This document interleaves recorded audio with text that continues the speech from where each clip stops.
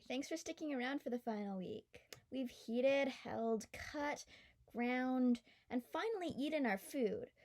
But do you really want to go through that every time you need to eat? Or even every day? When we need to keep food for later, we just shove it in the fridge or in the freezer. Easy, right? But before that was a thing, all sorts of foods developed from the need to preserve them for later. Sausage, salt fish, cheese, dried fruits, and of course, anything canned. Today we're going to talk about different methods of preserving things. We don't know how far back humans have been using salt to preserve their food, but it must be ancient. Not just food, too. The ancient Egyptians used salt to preserve their mummies. Until modern times, salt was the principal way of preserving food, especially meat and fish. Coated in dry salt or soaked in brine, food could last several weeks. Completely submerged in barrels of salt, it could last for years. Handy for something like a journey across the ocean or into unfamiliar territory. So how?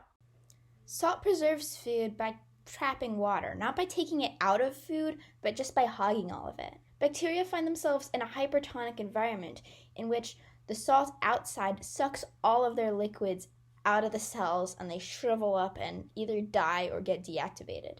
Additionally, some salts contain nitrates, which preserve the color of the meat and also protect against botulism. With all this power, salt has taken on quite an important role in the mythologies and rituals of many cultures, symbolizing preservation and protection from evil.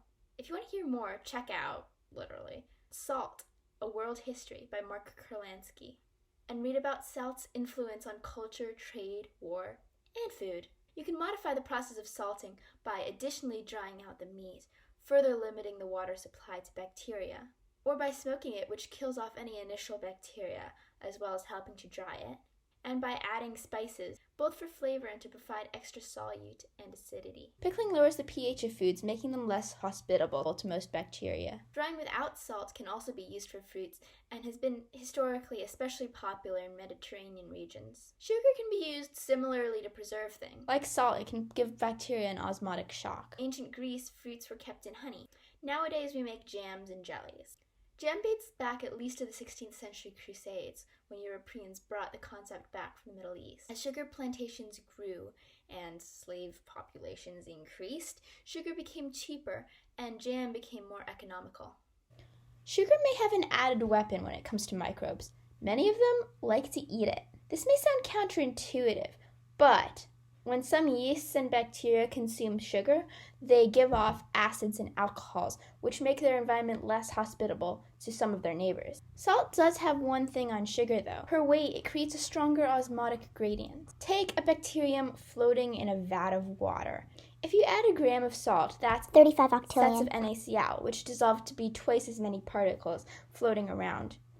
Meanwhile, if you add a gram of table sugar, that's way fewer of those bulky molecules. Plus, they don't disassociate any further, so that's all you've got. So the salt pulls in much more water and dehydrates the bacterium more. People have at times been extremely superstitious about their fruit preserves. This fruit on that specific day, those berries to be soaked thrice before boiling, etc. The technological breakthrough, as many do, came with war. In 1795, fighting against Britain, Napoleon was searching for a better way to feed his troops. He offered a grand prize of 12,000 francs to whomever could come up with the best food preservation method. Nicolas Appert was ready for the challenge. He'd already been thinking about this. He discovered that if food were put in a bottle, boiled, and sealed with air excluded, it was preserved. Appert had invented canning, but he didn't know why it worked. Heating the food denatures enzymes and kills off bacteria. It allows the containers to be vacuum sealed, preventing anything else from getting in. The only problem, botulism. Clostridium botulinum takes a much higher temperature to be killed off and flourishes in anaerobic canned environments. Cans that weren't thoroughly heated would retain dangerous pockets of life. Oh, and of course, one other problem. Can openers weren't invented for another 50 years. Cans at the time had instructions on them to cut around the top with a hammer and chisel. That's fun, right?